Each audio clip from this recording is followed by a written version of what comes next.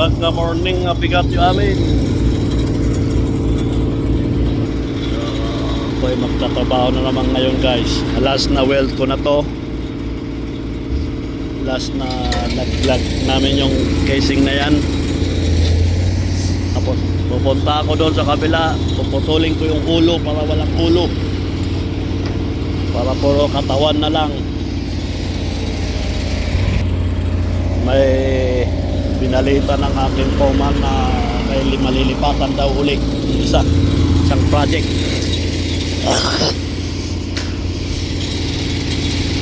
Napakaluwang to guys.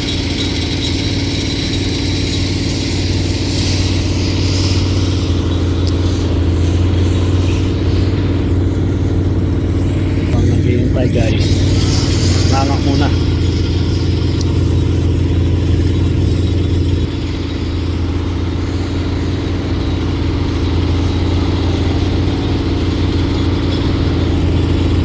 Hopefully yung malilipatan namin hindi ganitong maputik.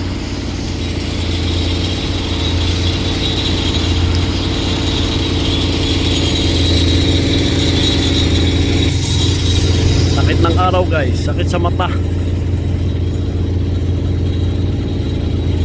Ang lapit pa ng araw, parang malapit yung araw sa lupa ba, sa earth.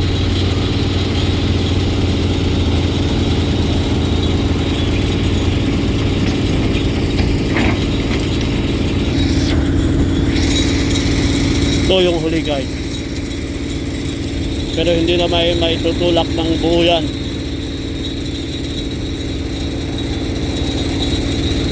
Mga 10 feet. At saka pupunta ako doon sa receiving page, puputulin ko yung ulo, balik ako dito, puputulin ko na naman.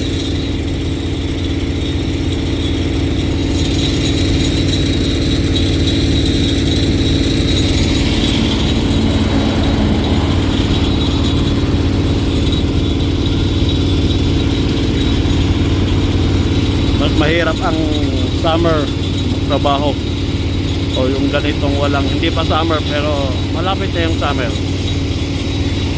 Grabe yung alikabok guys kahapon. Halos yung alikabok liliparan nila galing dito, bagsak dito sa baba. Ako nagwe-welding, talagang tumigil ako dahil hindi ko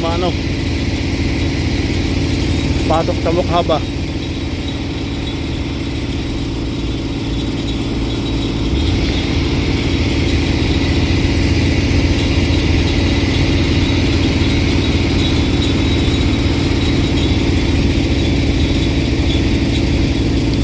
Pepekto nila yan, bababa ako, lilinisin ko yung pagtugtungan yun.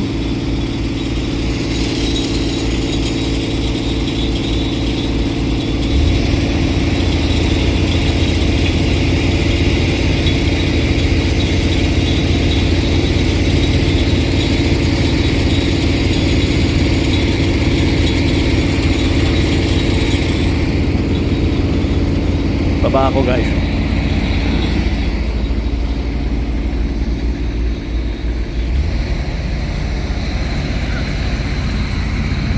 Ito yung ginawa kong daanan ko. Kaya kung dumaan dyan sa ladder na yan.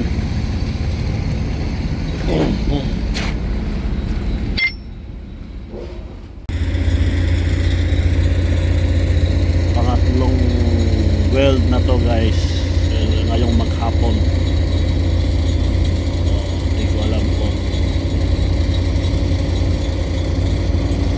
Merong pang isa o bukas o ano.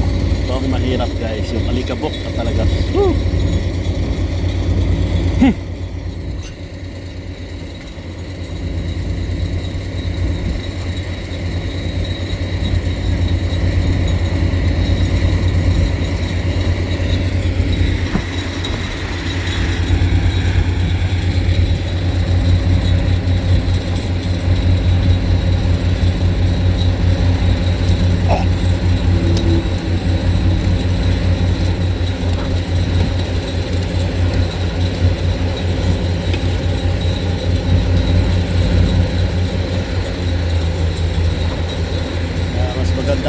snow guys.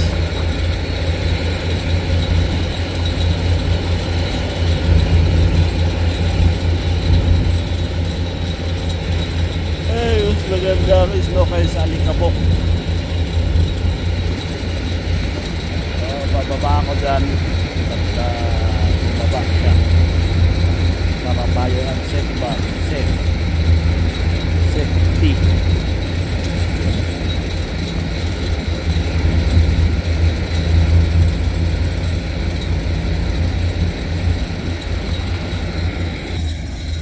Ayong itsura ko ngayon guys, Alikabok na natin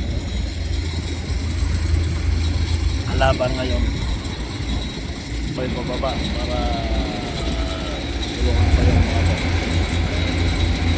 Pag-pick up yan, belt agad.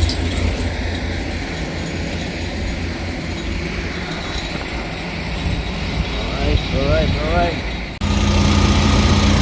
Ito yung mahirap guys na ano, yung ganitong pa-summer. Dahil sobrang mahangin. Pag mahangin, sobrang alikabok. Yung hangin ilalagay niya dito pag may hukay. Pag dito kami sa dalam ng hukay, dito may ipon yung alikabok.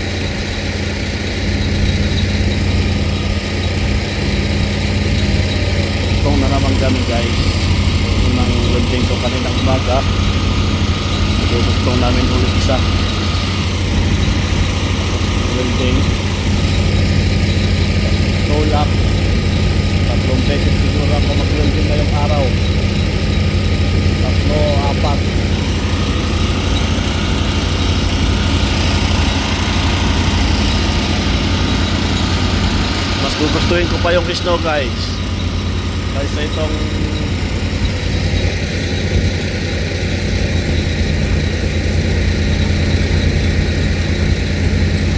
alikabok doon. Yan, alikabok ko.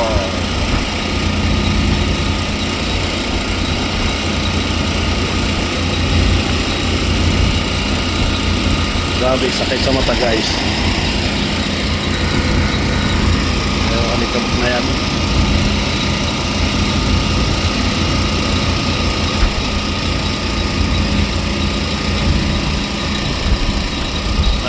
Sakit sa mata guys.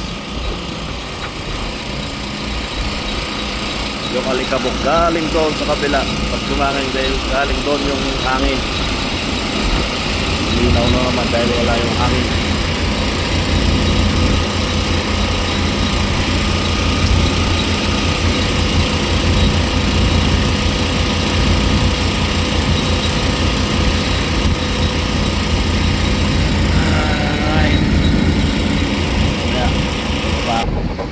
Ito yung aking pagtatabahuan guys.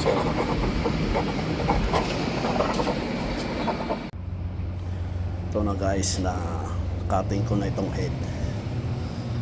So nilinisin ko para sabit ko yung doon sa crane para itaas, dahil gagamitin namin ito sa isang project ulit. So nilinisan. Hirap ng sitwasyon ko dito guys. Yung driver ko nanonood lang, wala lang pakialam, pero ayos lang. Nasanay tayo dyan. So, kaya delikado to dahil nangyari sa isang kamasamahan namin na habang nagkakating nalaglagan ng buti maliit lang. So yun guys, kita tayo muli sa panibagong sa susunod na video. Alright.